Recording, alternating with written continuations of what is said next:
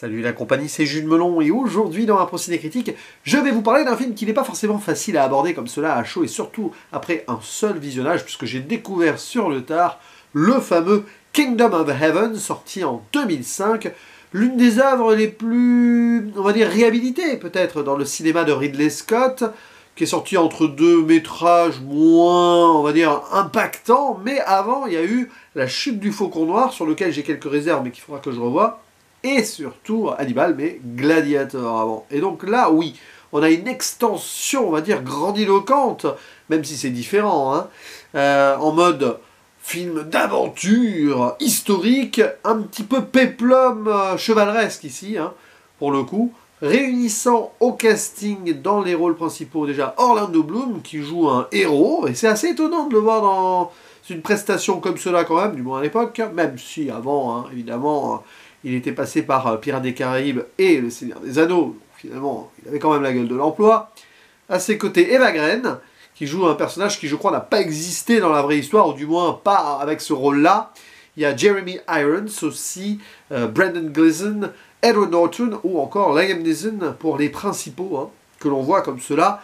Petit à petit, il y en a qui disparaissent, il y en a qui arrivent au milieu du métrage, parce que ça dure presque 3 heures. Alors, plus de 3 heures même, hein, en version longue. Car, ouais, je l'ai vu dans cette Director's Cut, qui est, de l'avis général, bien meilleure que sa version sortie au cinéma.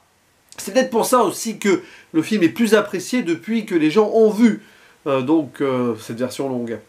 Et alors l'histoire se déroule au XIIe siècle, hein, à l'époque des croisades. Hein. Je simplifie, parce que sinon, sur le plan historique... je vais me perdre, hein, je ne suis pas spécialiste de cette époque, mais vous pourrez préciser des choses en commentaire pour me corriger ou apporter certaines précisions. Bref, on va suivre, on va dire, le dessin assez particulier d'un homme ordinaire sur le papier, un certain Balian, qui vient de perdre son épouse, qui s'est suicidé. Donc péché, etc., parce qu'il est croyant et tout, donc c'est difficile pour lui. Il fait le deuil, mais en même temps, il est un petit peu perdu. Sauf que un beau jour, va débarquer un chevalier, qui s'appelle Godefroy, qui va lui révéler quelque chose d'assez intéressant et lui proposer de partir avec lui aux croisades, puisqu'il n'a plus rien à perdre.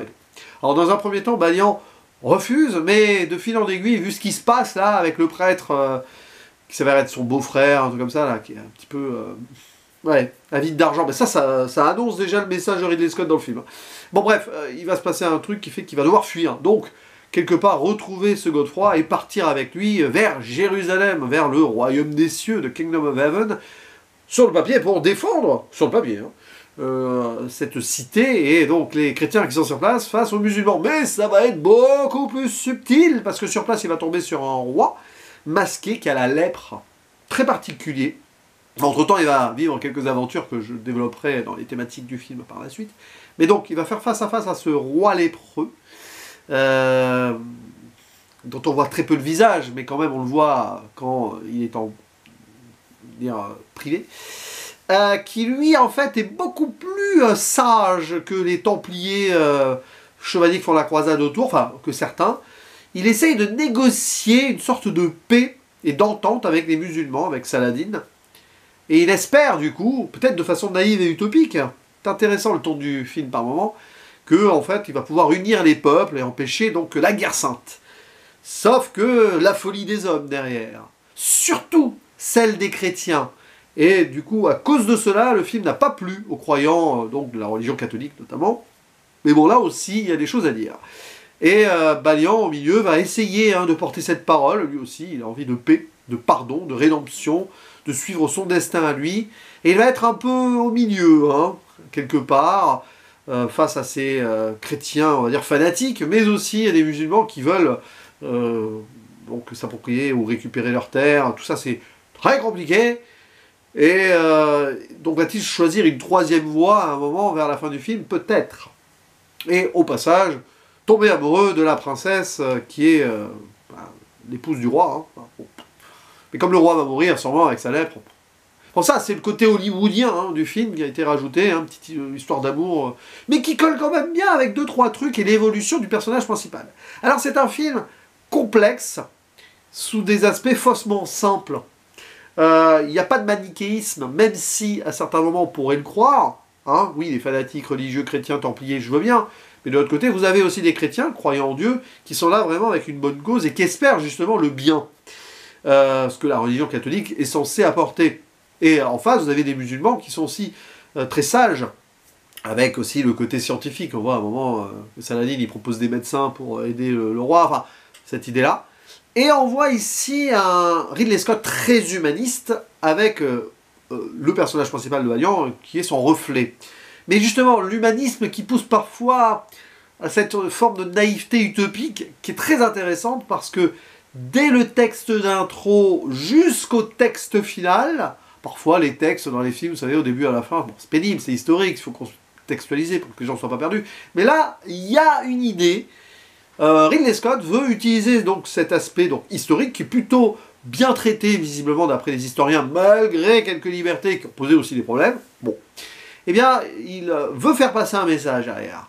Peut-être un message anti-religieux fanatique, je dis bien fanatique, attention, et que cette folie des hommes, là, de l'époque, a continué par la suite. Elle est un peu perpétuelle. Et de nos jours encore, notamment à Jérusalem, et pas que, la paix est un petit peu illusoire. Il y a toujours donc des conflits d'intérêts, de religion peut-être, mais aussi d'appropriation des terres sur le plan financier, les richesses. Il y a clairement ce discours à un moment qui peut paraître trop frontal pour le contexte de l'époque. On sent que c'est un propos moderne pour l'époque, mais c'est voulu. Ridley Scott, ici, il a fait du cinéma, il n'a pas tenté un documentaire historique, bien qu'il ait fait des recherches et qu'il ait collé vraiment à une forme de quelque chose de palpable, quoi. Mais il transfigure, il transcende donc cette époque pour en faire quelque chose d'universel. Il le fera par la suite avec le dernier duel, d'ailleurs. Et quelque part avec Gladiator, même si c'est plus spirituel et tout, il y a aussi cela. D'ailleurs, c'est vrai que ici le personnage de Balian, on peut le mettre en parallèle avec celui de Marc Aurèle, hein, l'empereur au début de Gladiator, qui espère pacifier tout cela, mettre fin à la guerre, et mettre fin à l'Empire République. Vous voyez l'idée, quoi, un peu de positif pour l'avenir, et il utilise Maximus pour cela, mais Maximus, comme Balian, va devoir passer plusieurs épreuves et peut-être revenir tout autre, affronter une autre voie, et peut-être pas se venger hein, pour Balian, contrairement à Gladiator. Ici, Balian, c'est plutôt essayer d'obtenir quelque chose de plus grand, d'être celui qu'il est aux yeux de Dieu peut-être, mais ce qu'il est lui au fond, pas suivre la folie des hommes qui interprètent comme ils veulent la religion. Ça, c'est passionnant. Et finalement, Orlando Bloom, donc, qui parfois se mue en héros avec son personnage, c'est aussi l'homme ordinaire. Quand on le voit dans son faciès, dans son jeu d'acteur, c'est comme ça qu'il est le meilleur, en fait. C'est quelqu'un dont le destin est peut-être tracé, ça le dépasse, mais parfois il épouse ce destin-là en y croyant, pour être cet homme meilleur, par rapport aussi à ce poids qu'il porte depuis le début, le péché, etc., du suicide de sa femme. Quelque part, il en est réduit à cela par les croyances aussi. C'est intéressant comme quoi les croyances, dans ce film, c'est ce que Ridley Scott montre, empêchent les individus d'avoir leur propre pensée. Ils suivent vraiment un truc là, et quitte à en être un peu fou. Bien sûr aussi pour obtenir le profit, etc. Balian, lui, va essayer de s'émanciper de cela, tout en utilisant ses croyances aussi pour espérer les mener ailleurs, vers quelque chose de plus spirituel et de plus pacifique. Il y a des moments comme ça de dialogue qui sont très forts dans le film. Par exemple, il y a un choix à un moment qui est fait par le personnage de Jeremy Irons, qui s'appelle Tiberias, qui est un ami de celui qui l'a amené, voilà, bon bref, le personnage de Liam Neeson, etc. Bon bref, un gentil chrétien aux côtés du roi sage, etc., qui à un moment se rend compte que finalement, bah, c'était naïf de sa part d'y croire, il s'en va. Il décide de partir. Et il le dit, là, voilà, je me suis rendu compte que finalement, la croyance en Dieu de certains, c'était plus pour le profit et la richesse, et pas pour ce que je croyais vraiment, donc il préfère partir, défaitiste. C'est là où Balian va affronter, du coup, son destin, en ne partant pas, il aurait pu le suivre, mais en n'épousant pas non plus la folie des hommes templiers et tout. Il va être au milieu, essayer de faire quelque chose. Et ça donne lieu à ce grand final épique, qui est digne du Seigneur des Anneaux par moment. On sent que s'en amuse Ridley Scott d'ailleurs, il utilise les codes hollywoodiens, grand spectacle, pour en faire quelque chose aussi. Et il y a du cinéma derrière. Sans en dire plus, scène exceptionnelle, alors ça se bat et tout. Après il y a un plan zénithal qui remonte comme ça, où on voit la masse informe de ces gens qui sont prêts au sacrifice, à se battre et tout. Ellipse photographique qui se fait plus sombre, et cette masse devient morte, que des cadavres, pour montrer la folie de la guerre et l'impossibilité en fait de régler ce conflit comme cela, parce que ça ne fera que empiler les cadavres, c'est tout. C'est très intéressant cela. Donc Ridley Scott, il utilise des moments clés oui, le grand spectacle à la Hollywood, des grands discours de héros et tout, mais derrière, il y a quelque chose. Alors ça peut paraître un petit peu maladroit par moments, c'est vrai. Premier visionnage comme ça. Écoutez aussi, le choix du casting d'Orlando Bloom, c'est très intéressant là-dessus. Je pense qu'il veut à la fois jouer au code hollywoodien, parce qu'Orlando Bloom, c'est Legolas, hein, c'est aussi le personnage de Will dans Pirates des Caraïbes, il y a quelque chose, voilà, hein, dans ces blockbusters-là, qui font que c'est une faciès connue là-dessus.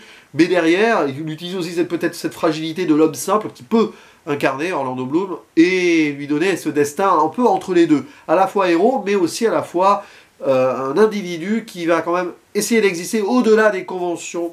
Et c'est très intéressant ça, notamment sur la finalité du personnage, j'en dis pas plus. Et évidemment, Ridley Scott, il développe son cinéma, c'est quand même visuellement l'un de ses chefs-d'œuvre à ce niveau-là. Alors, parfois, ça peut paraître trop, mais en fait, quand tu y penses, pas tant que ça. C'est vrai que des fois, justement, il colle à ces codes-là, il utilise cette photographie alors, très chromatique à la Ridley Scott. Là, il y a beaucoup de bleu au début, et oui, elle est morte, sacrifice, c'est un peu l'hiver, donc c'est très sombre. Et puis après, bah oui, il utilise les décors autour de Jérusalem. À un moment, il y a la traversée du désert du personnage, après un naufrage. C'est presque biblique, là. Ça annonce ce qu'il va faire avec Exodus, que j'ai pas vu, mais j'imagine peut-être qu'il y a quelque chose. Traversée du désert, c'est quand même, ouais, évident, quoi. Presque une forme de résurrection du personnage. Il est christique, hein, Badian, à un certain point. Hein. À un certain point, il essaye, en fait, d'inculquer à nouveau ce que Jésus disait aux chrétiens à l'époque, mais ce que certains chrétiens ont oublié. Il y a cette idée-là. C'est pour ça que c'est pas un film anti-religieux non plus, hein. Je pense que c'est une autre idée de la religion. Ouais, y croire en Dieu et tout, c'est bien, peut-être, ou pas. Là, c'est vous qui voyez. Mais en faire n'importe quoi, et sous prétexte de fanatisme, et surtout gagner des terres et de la fortune, non.